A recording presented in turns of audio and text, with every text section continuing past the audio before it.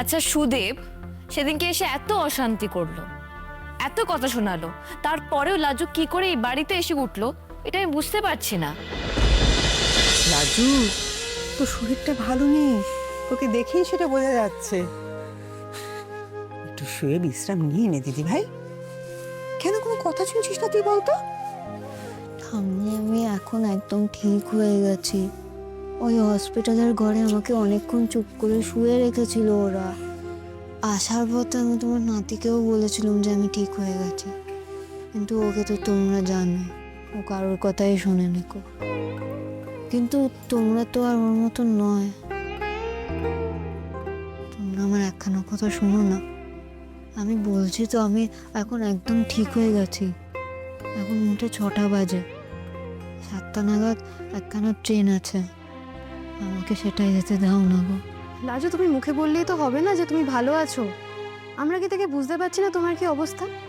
তুমি এখন এখান থেকে স্টেশনে যাওয়ার মতো অবস্থায় নেই লাজু।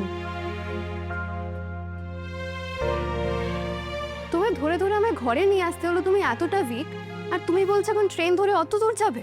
আচ্ছা না, তোমরা আমাকে ট্রেনে তুলে দিও, আর আমার বর আমাকে ট্রেন থেকে নামিয়ে দেবে, তাহলে তো আর একা যাওয়া হবে না বলো। তোমরা আমাকে যেতে দাও না। ওই লোকটাকে বললে ও আমার কথা শুনবে না, বরং আমাকে আরো বকে ধমকে আমাকে চুপ করিয়ে দেবে। তোমরা অন্তত আমার কথাটা শোনো, একটু একটু বোঝো না আমাকে। আমি আজই গ্রামের বাড়িতে না ফিরলে একখানা সর্বনাশ হয়ে যাবে, আমাকে দূর করে দেবো বাড়ি থেকে। লাজু, কিচ্ছু সর্বনাশ হবে না। আর ওরা তোমায় যদি দূর করেও যায়, তোমার এটা জেনে রাখা উচিত যে তোমার থাকার জায়গার অভাব হবে না। হ্যাঁ রে, তুই কি একা একা পরীক্ষা দিতে এসেছিলি? সঙ্গে কেউ ছিল না? এই শরীর নিয়ে তুই এলি কি করে? না, আমার বর তো এসেছিল আমাকে দিতে। তারপর সে কোথায় গেল? চলে গেল? তোমার এরম অবস্থা সে তোমায় রেখে চলে গেল? আমি ওকে পাঠিয়ে দিয়েছিলাম, 4 ঘন্টা বসে ও বা কি করতো। আমি ভেবেছিলাম আমি একা ট্রেন ধরে ফিরতে পারবো, তাই। আচ্ছা ছাড়বে এবার ওসব কথা।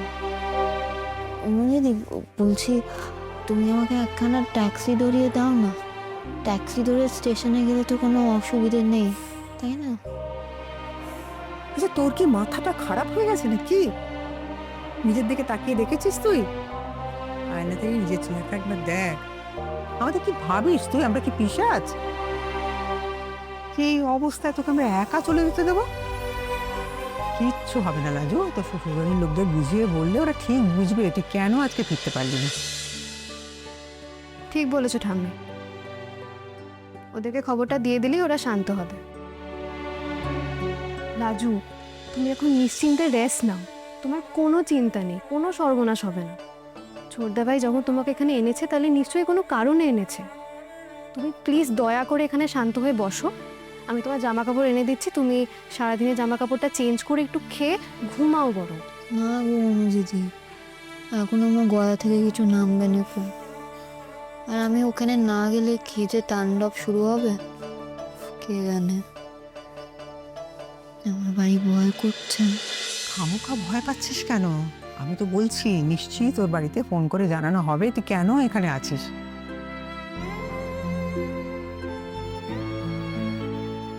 আর আমি বুঝতে পারছি না যে একটা অসুস্থ মানুষ ঠিক মতন দাঁড়াতে পর্যন্ত পারছিস না।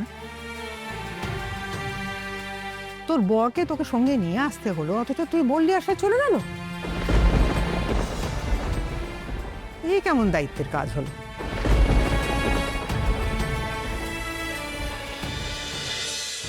আমি তো এটা বুঝতে পারছি না বাবা, এই দায়িত্বগুলো তোকে কেন নিতে হবে? হ্যাঁ? মানে লাজুর কিছু হলে কলেজ থেকে ফোনটা তোর কাছে কেন আসবে? ওর কি বাড়ির লোক বা আত্মীয় স্বজন কেউ নেই? লাজু পরীক্ষা দিতে না পারলে তোকে জানানো হবে, লাজু অজ্ঞান হয়ে গেলে তোকে জানানো হবে। কেন রে? মা, সেটাই নিয়ম, তাই লোকাল গার্ডিয়ান হিসেবে আমার নামটা আছে ওর কলেজে। আউটস্টেশন স্টুডেন্টদের ক্ষেত্রে প্রথমে লোকাল গার্ডিয়ানকেই কন্ট্যাক্ট করা হয়। কেন আছে? তোর নামটা লোকাল গার্জেন হিসাবে কেন আছে? নামটা সরিয়ে নে। কৃষ্ণ, আমি কোনো মতেই চাই না যে লাজুর নামের সঙ্গে তোর নামটা কোনোভাবেই জড়িয়ে থাকুক।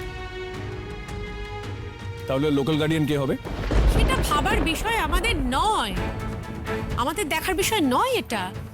এই জন্যই, ঠিক এই জন্যই আমি কারোর নাম না দিয়ে আমি নিজের নামটা দিয়েছি। কারণ ওর ব্যাপারে আর কেউ তো তোমরা কনসার্ন হবে না, কিন্তু আমি কনসার্ন। আর লোকাল গার্ডিয়ান এমন একজনের হওয়ার দরকার যে দায়িত্বটা নেবে। ও আমাদের বাড়ি থেকে পড়াশোনা করেছে, ওর কলেজে লোকাল অ্যাড্রেসটা এই বাড়ির অ্যাড্রেস দেওয়া হয়েছে, কাজে আমাদের কাউকেই লোকাল গার্ডিয়ান হতে হবে, তাই না?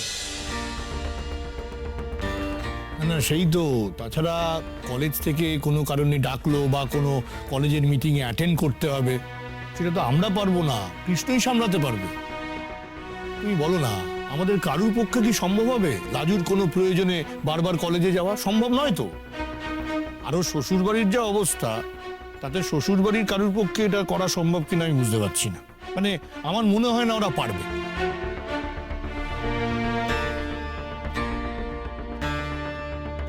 না, কিন্তু ও তো এই বাড়িতে আর থাকছে না। ওর বাড়ির লোকেরা ঠিক করেছে যে ওকে এ বাড়িতে রাখবে না। তাহলে নিশ্চয়ই এখন অনুভবের নামটা সরিয়ে দেওয়া যায়। আচ্ছা, সুদেব সেদিনকে এসে এত অশান্তি করলো, এত কথা শোনালো, তারপরেও লাজু কি করে এই বাড়িতে এসে উঠলো এটা আমি বুঝতে পারছি না। সবকিছু যে তোমাকে বুঝতে হবে সেটা দিব্যি তোমাকে কেউ দেয়নি মনোরথা। এরপর লাজুর কি হবে, কি করবে, সেসব কথা থাক না। এরপর কি হবে কেউ জানে না। আমার আজকে মনে হচ্ছে লাজুকে এখানে আনার দরকার, আমি এনেছি।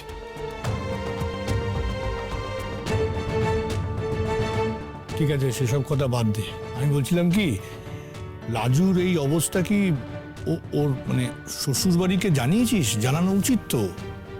তুই হুট করে মেয়েটাকে এখানে নিয়ে চলে এলি, আবার কোনো ঝামেলা হবে না তো? হ্যাঁ, আমি ওদের কাউকে জানাইনি, কারণ ওদের কন্ট্যাক্ট আমার কাছে নেই। আচ্ছা, কি জানাবো, কি বলবো বলো তো?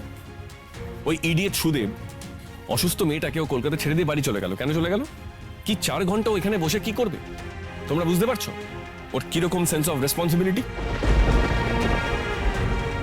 থাক, ওদেরকে কোনো খবর দেওয়া দরকার নেই। ওরা শুধু অশান্তি করবে, কোনো কাজে আসবে না। নেগেটিভ লোকজনের দল একটা। লাজু এখানে থাকুক, ওইখানে লেখাপড়া শেষ করুক, তারপরে নিজের রাস্তা নিজে দেখে নেবে, যা কিছু করবে। বাবা, এই ডিসিশন নেওয়া তুমি কেউ নও।